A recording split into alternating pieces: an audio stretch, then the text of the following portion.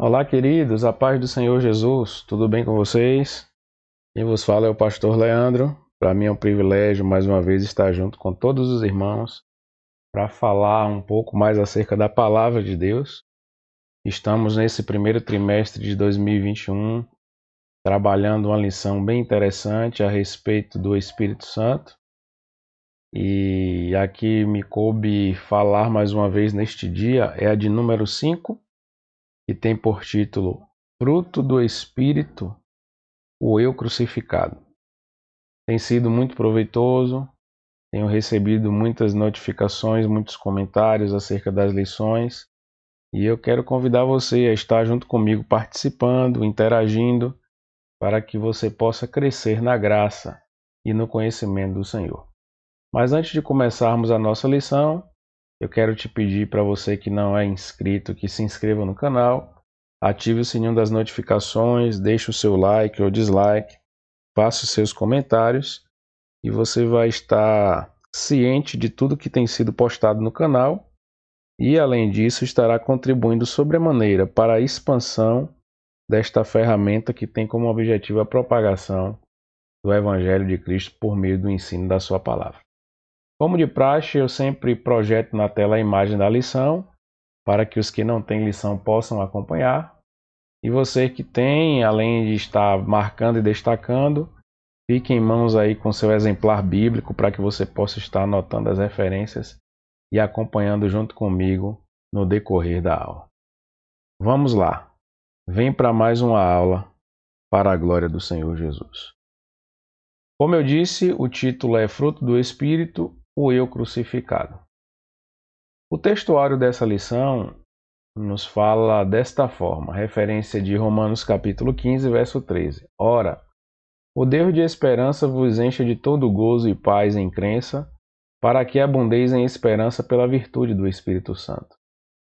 A verdade prática nos diz: o fruto do Espírito é um dos temas mais vibrantes da ética cristã, pois mostra para o mundo o que o Espírito Santo colocou dentro de cada um de nós. Como leitura bíblica ou como leitura diária, de segunda a sábado, temos: o apóstolo mostra o conflito interior do religioso formal, essa é a leitura da segunda-feira.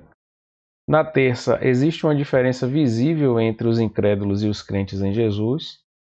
Na quarta, quem tem o Espírito de Cristo, este pertence a ele. Na quinta, os que estão em Cristo se renovam a cada dia no ser interior.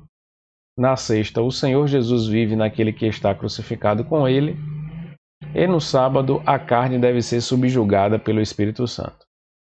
Eu costumo dizer que essa leitura diária é importantíssimo que você faça, e você pode usar também como leitura devocional, para que todos os dias você esteja em contato com a palavra e possa desenvolver também o conteúdo acerca do assunto trabalhado na lição.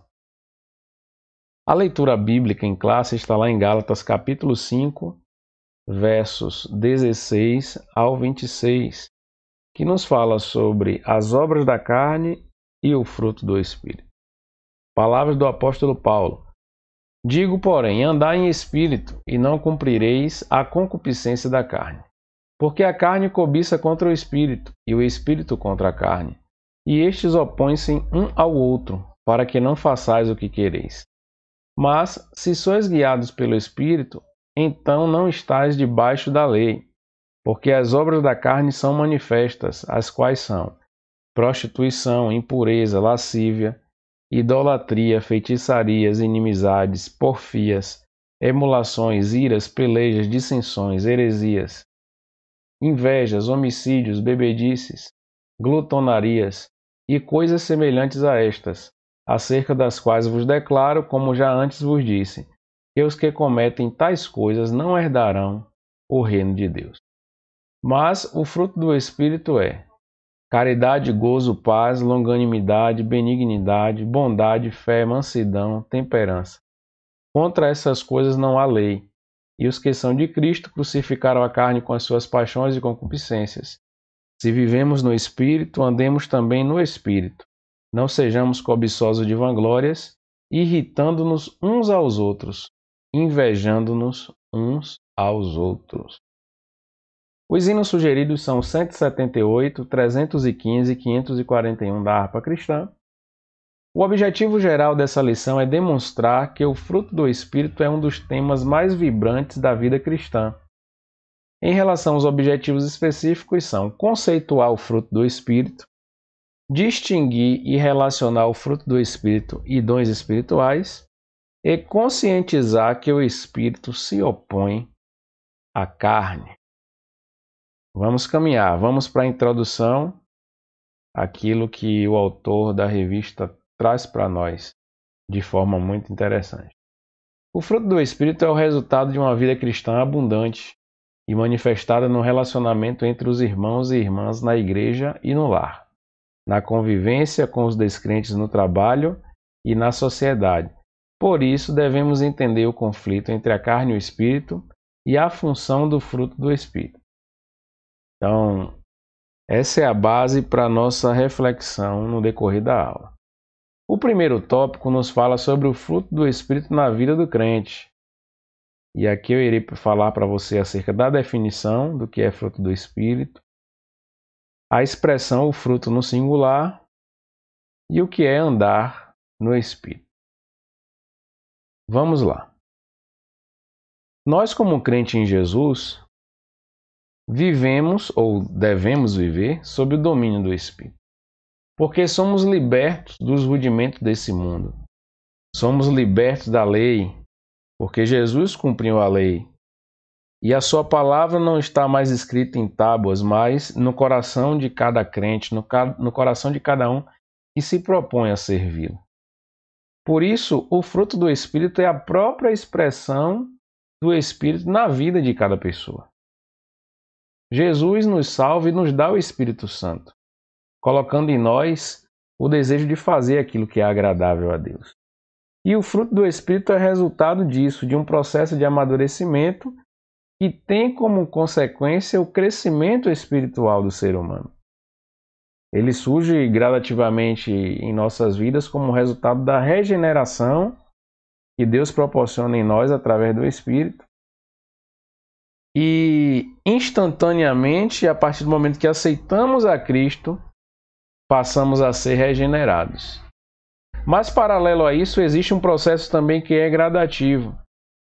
E eu quero fazer um adendo acerca do que a lição nos traz, refrescando na memória de alguns e falando pela primeira vez para outros que ainda não ouviram, sobre o conceito de tripé da salvação.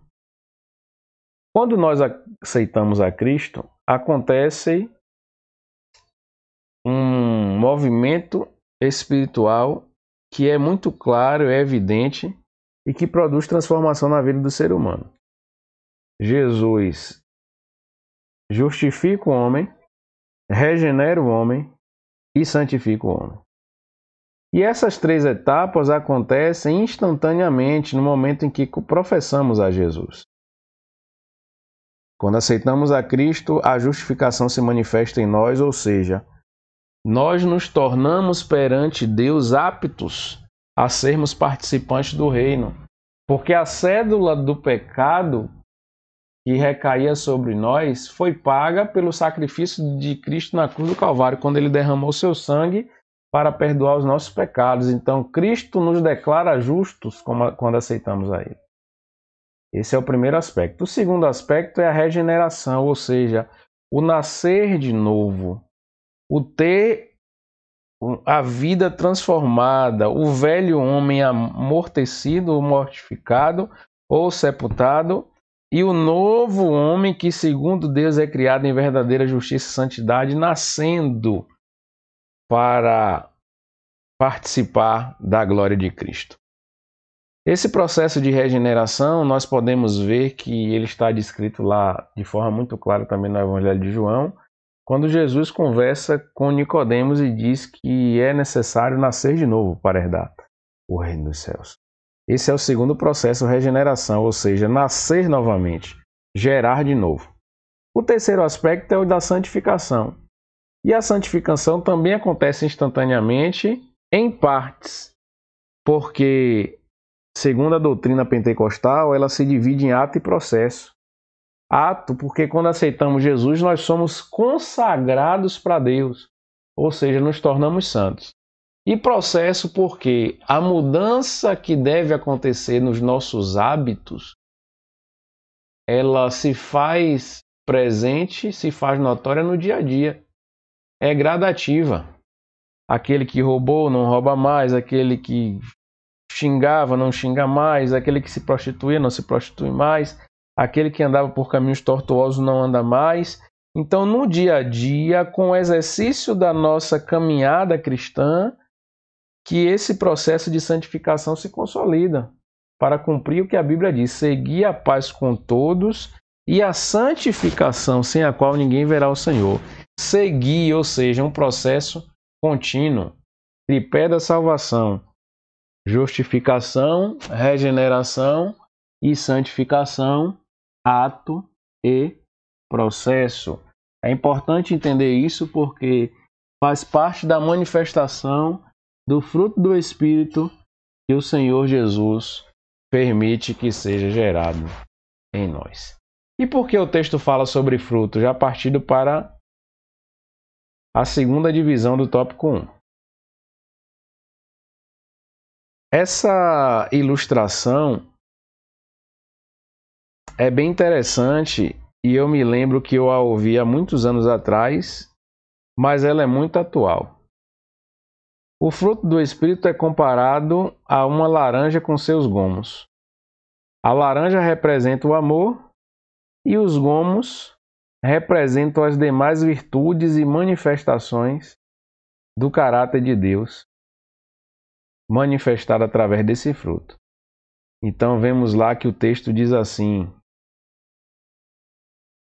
amor como o fruto que aparece primeiro, e em seguida ele expressa, ou expõe, ou explicita gozo, paz, longanimidade, benignidade, bondade, fé, mansidão e temperança. Então são desdobramentos, e essa teoria ou essa ilustração, ela foi expressada pelo missionário Eurico Bergsten, que por sinal foi o comentarista de uma das lições anteriores que eu ensinei no ano de 2020. Então perceba que ela ilustra muito bem o que é a realidade da expressão fruto, como amor, e que se desdobra em 8 virtudes que são apresentadas. O autor ainda traz aqui uma explicação do Donald Gee, que fala sobre 9 modalidades do fruto, né? A forma singular sugere que nelas se produz a unidade do caráter de Cristo, como 9 graças mencionadas, todas elas em contraste com as confusões da obra da carne. Então, existe esse ponto de vista para explicar porque a expressão fruto está no singular, apontando diretamente para o amor. Subtópico 3 nos fala sobre andar no Espírito. Importantíssimo compreender isso, porque ser guiados pelo Espírito significa vencer os desejos e impulsos carnais. É uma expressão que indica viver em santidade. Paulo usa termos similares para se referir a isso. Para que possais andar dignamente diante do Senhor, agradando-lhe em tudo, frutificando em toda boa obra, crescendo no conhecimento de Deus, andar e agradar a Deus, andar em amor, andar como filhos da luz, andar nele. Pedro também usa essa expressão quando diz andar em temor durante o tempo da vossa peregrinação. Então perceba que todas essas expressões estão associadas ao fator andar em espírito. É sobre isso que nós precisamos nos debruçar, mas não só nos debruçar. Permitir com que seja uma realidade no nosso dia a dia. O tópico de número 2 nos fala sobre a diferença e relação entre o fruto e os dons. Qual que é a diferença? O que há em comum entre essas duas fases da nossa redenção é a fonte de origem, ou seja, tanto o fruto como os dons são provenientes do mesmo Espírito. O apóstolo Paulo usa a expressão amor como representante do fruto do Espírito ao comparar o fruto com os dons, quando diz o amor é superior aos dons e é o caminho ainda mais excelente. Por isso, ou por essa razão, o amor encabeça a lista. Em outras passagens também prevalece a supremacia do amor, como ele cita lá em 1 Coríntios 13, Gálatas 5, Gálatas 6. Ele ainda chega a afirmar que os dons sem o amor nada seria, porque são passageiros, mas o amor é eterno. Então nós já podemos pontuar aqui que os dons espirituais são transitórios, enquanto que o fruto do Espírito é eterno, ou seja, permanece para sempre. Ah, pastor, nós podemos então, nesse sentido, dizer que temos que buscar uns em detrimento de outros? Claro que não. Ambos são importantes, só que cumprem funções diferentes. Falando agora desse subtópico número 2, vamos entender isso, os dons na igreja. Os dons são importantes porque são ferramentas que o Senhor nos dá para realizar a obra de Deus, para nos capacitar a anunciar o Evangelho, para nos revestir de poder contra as astutas ciladas do diabo. Por isso não podemos ignorar os dons. Como o próprio Paulo fala em 1 Coríntios 12, devemos, por sinal, buscar os melhores dons. E quando falamos do fruto? O fruto está diretamente ligado ao reflexo da manifestação do Espírito Santo no nosso caráter, através da postura que nós adotamos como homens e mulheres de Deus, como homens e mulheres espirituais. Olha que coisa interessante. O autor traz uma comparação aqui que chama a atenção, onde ele diz que os dons são comparados a um andaime numa construção. A igreja, a um edifício ou qualquer outro tipo de construção. Não é possível construir no alto sem utilizar o andaime, mas uma vez que a obra é concluída, o andaime é dispensado, ou seja, ele não precisa mais estar presente.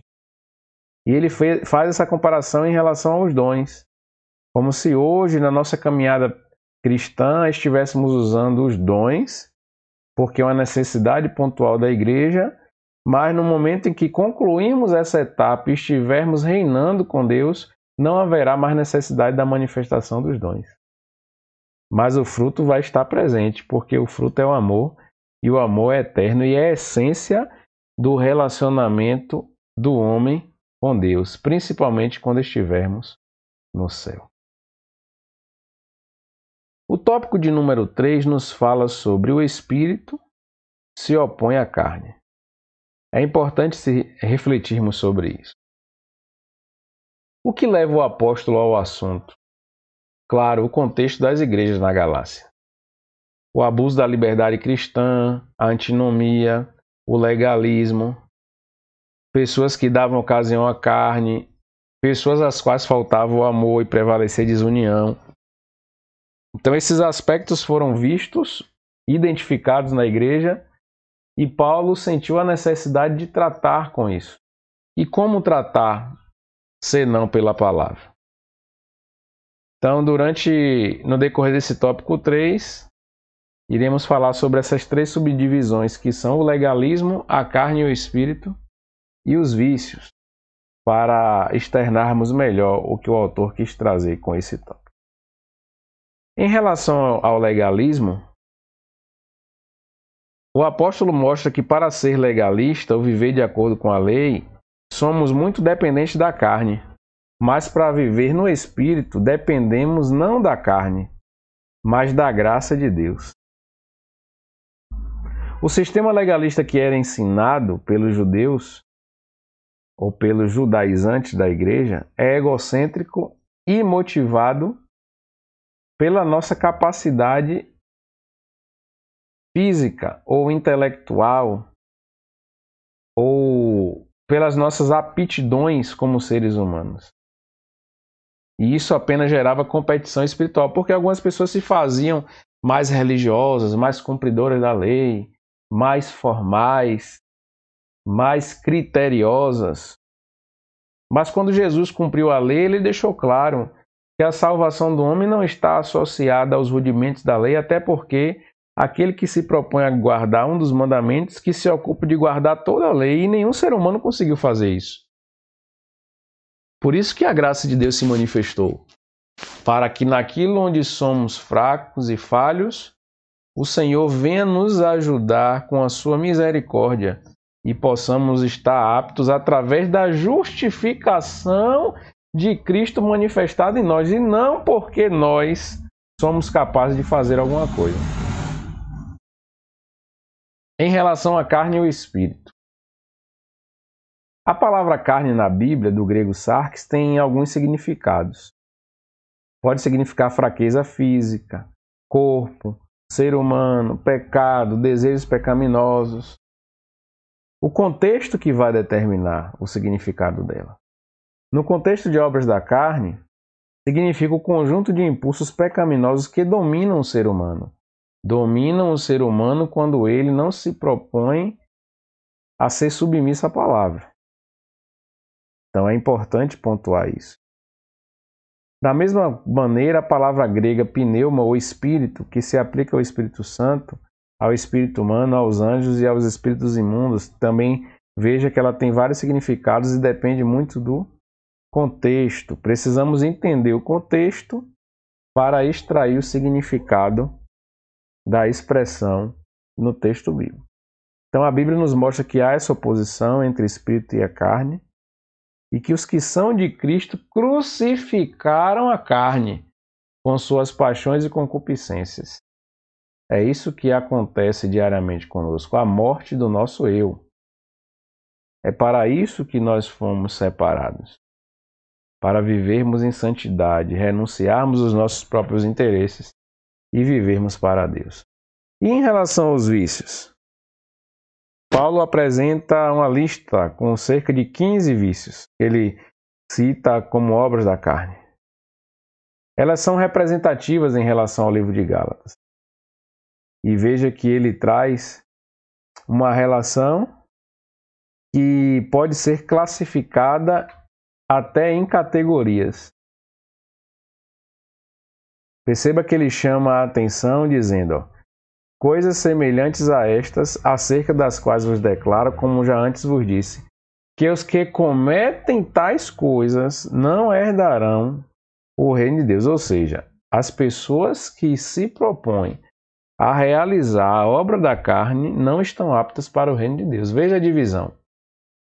Sexo ilícito. Então aqui dentro tem a prostituição, a impureza e a lascívia. Pecados de ordem religiosa. Aqui dentro tem a idolatria e a feitiçaria. Já vão 5, né? Pecados de ordem social. Inimizades, porfias, emulações, iras, pelejas, dissensões, heresias, invejas, homicídios, bebedices e glutonaria. Então veja que é uma lista exaustiva acerca do que são as obras da carne. Eu dou uma recomendação para você que me ouve. Se você tiver dúvida em relação a alguma dessas expressões, vá no dicionário Aurélio, ou numa enciclopédia universal, ou até numa enciclopédia bíblica, e busque lá o significado de cada uma dessas palavras, porque existem expressões aqui que não são comuns em nosso cotidiano. Por exemplo, inimizades, tudo bem. Porfias, né, é aquela luta, conflito. Emulações, digamos que são pessoas que querem se considerar superiores às outras, mas também não é uma palavra comum. Então é importante ir no dicionário para pegar o significado. Iras, pelejas, dissensões, heresias, invejas, homicídios, bebedice e glutonaria, tudo isso já são mais comuns ao nosso vocabulário. Então é importante, ao estudar a Bíblia, termos essa preocupação, porque a linguagem bíblica é uma linguagem que foi construída de acordo com o contexto. Então, para nós entendermos o que o autor quis dizer, para quem quis dizer, quando quis dizer e com que objetivo, é importante, às vezes, traduzirmos o significado de algumas palavras. Falando nisto, vamos para a conclusão. Cabe a cada crente fazer uma análise introspectiva para verificar se suas inclinações são carnais ou espirituais. Salomão disse que o homem é aquilo que imagina sua alma. Olha que interessante. Provérbios 23:7. Jesus disse que o homem fala aquilo do que o seu coração está cheio.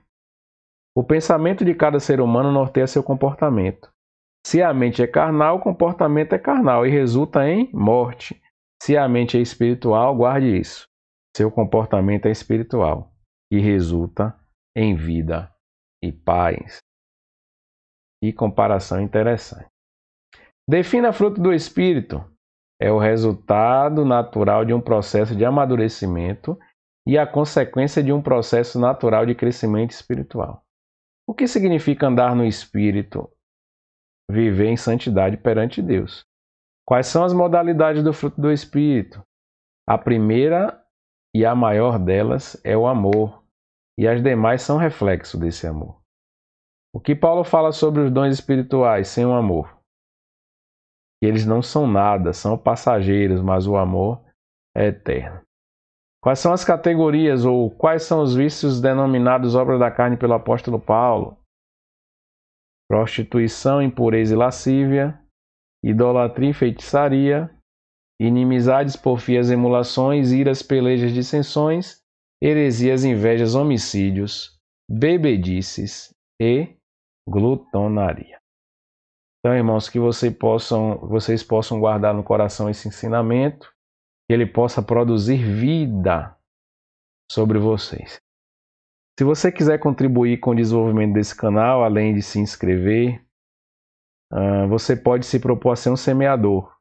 Veja na descrição do vídeo, eu explico lá como. Tem também os dados bancários. Está aqui também na tela o código, o QR Code do Pix, para que você possa ofertar, contribuir no canal.